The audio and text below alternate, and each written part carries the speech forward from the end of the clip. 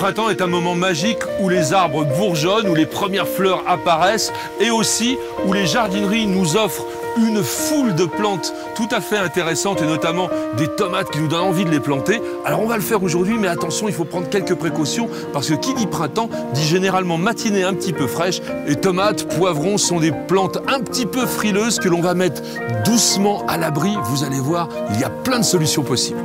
Les jeunes plants de légumes, que ce soit des salades, des céleris, des choux ou même a fortiori donc les légumes méditerranéens qui arrivent au tout début du printemps dans les jardineries ont été cultivés dans des pouponnières pratiquement sous abri, complètement dans un cocon et ils sont fragiles. Alors on va planter quelques salades et sur chaque salade, on mettra une cloche, c'est moi la cloche. Les petites feuilles bien tendres des salades ne sont pas bonnes que pour la dent des humains. Elles sont aussi très appréciées de certains vers du sol, les noctuels, les taupins, les hannetons par exemple. Donc on va utiliser un produit à base de cypermétrine qui est homologué spécialement pour les jardins et quelques granulés dans le sol autour de l'endroit où on va planter. Et bien entendu, on va enfouir ces granulés puisque les insectes ont leurs larves à l'intérieur même du sol. Ici, on voit très bien la jonction entre les feuilles et la partie racinaire, c'est ce que l'on appelle le collet. On a aussi ici les petits cotylédons, on voit que la plante est toute jeune. Eh bien, il ne faut surtout pas enfouir tout ça, on va planter juste à ce niveau-là.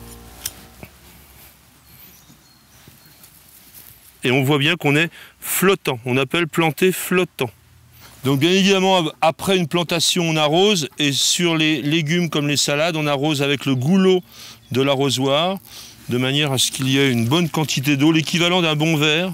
Après avoir arrosé, le sol est bien humide et il est donc tout à fait propice aux attaques de limaces. Vous ne les verrez pas, elles attaquent la nuit. Alors mettez quelques granulés de ce produit, c'est du phosphate ferrique, ça s'appelle le ferramol. L'avantage, c'est que non seulement ça va dessécher les limaces, mais c'est totalement inoffensif pour les animaux domestiques.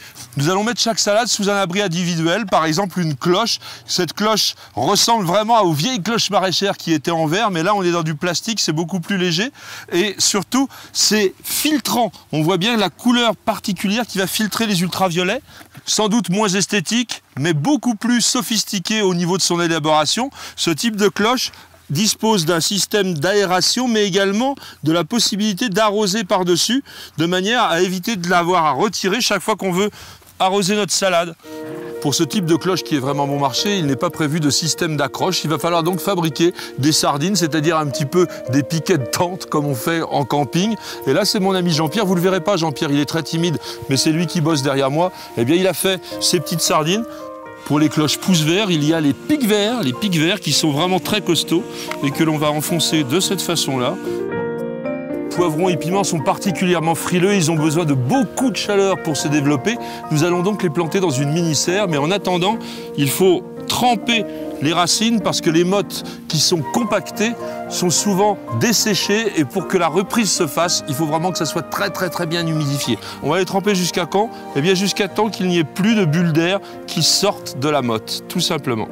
La différence principale entre les cloches et les tunnels et les châssis ou mini-serres, eh bien c'est que l'on peut planter directement dedans. Ici, on va y mettre nos poivrons en quinconce.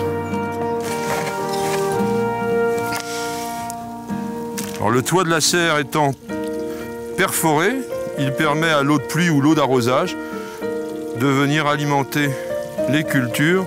C'est encore un système assez ingénieux et pratique. Des tomates de cette taille à fin mars ont vraiment besoin d'être sous un abri. On va les planter en pleine terre, bien sûr, pour qu'elles puissent avoir déjà toute leur nourriture. On a installé un tuteur à tomates. C'est une spirale autour de laquelle la tige principale va s'enrouler naturellement. C'est extrêmement pratique. Ameublissez bien le sol et enterrez votre tomate. Ça, il faut vraiment ne pas avoir peur à enterrer de quelques centimètres le bas de la tige. Voilà. Là, on est en bonne profondeur. Je vais la mettre dans la direction là. Elle va pouvoir ensuite s'enrouler. Voilà, c'est parti.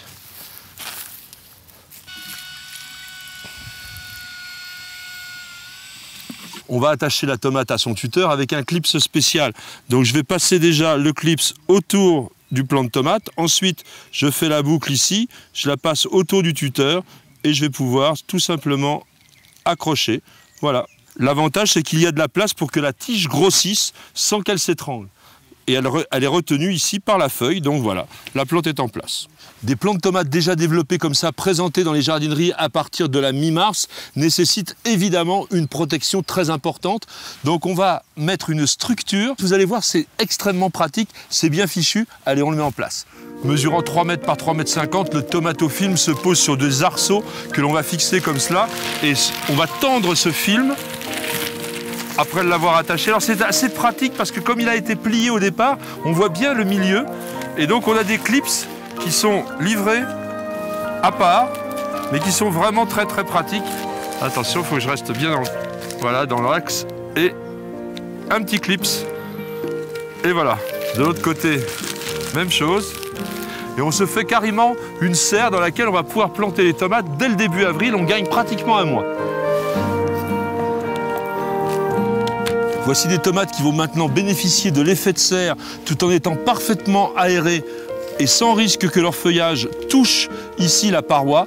Donc nous sommes vraiment dans une culture sous abri absolument impeccable. Donc rappelez-vous, au printemps, les légumes, tous aux abris. Vous avez aimé notre émission? Alors rejoignez notre communauté de passionnés de plantes et de jardins en vous abonnant à notre newsletter sur Nos Jardins TV.